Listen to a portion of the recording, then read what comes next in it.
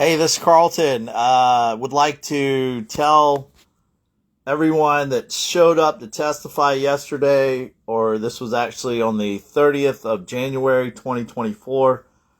Our testimony was a success, and I want you to hear from the speaker and from one of his committee members.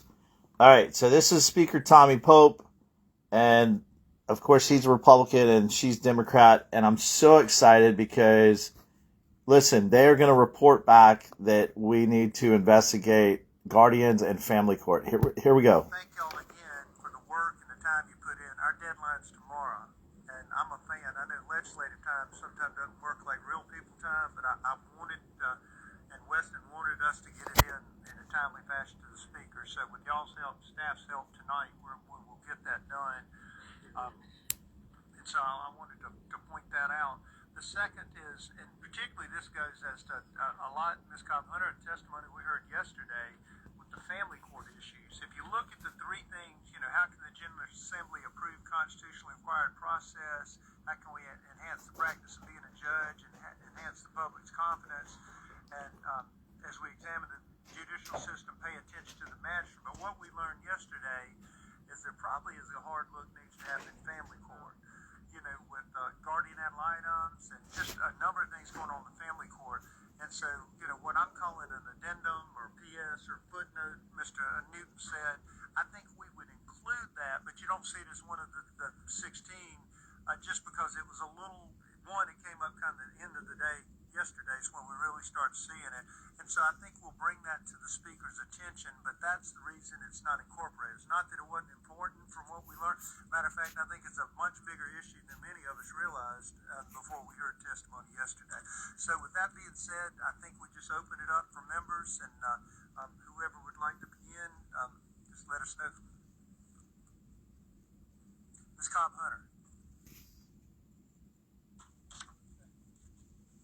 So much, Mr. Chairman. Just a couple of questions. Just a couple of questions for clarity. So, bottom line, what we are doing with this after discussion is submitting it to the speaker as recommendations for legislation. Yes, ma'am. Is that right? Yes, okay.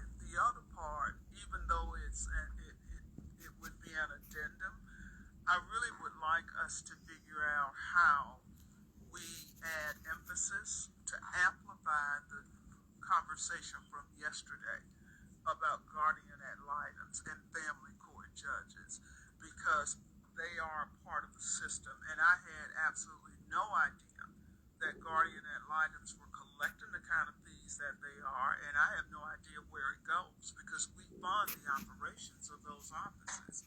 So it makes me wonder, where is the money going? And maybe I'm wrong, maybe we don't fund guardian ad litems, but that's one thing. The other thing I wanted to ask you about, and like number 12, in both of my number 12, you talked about the situation in Richland County, and so the number 12 dealt with. Okay, so I am super excited.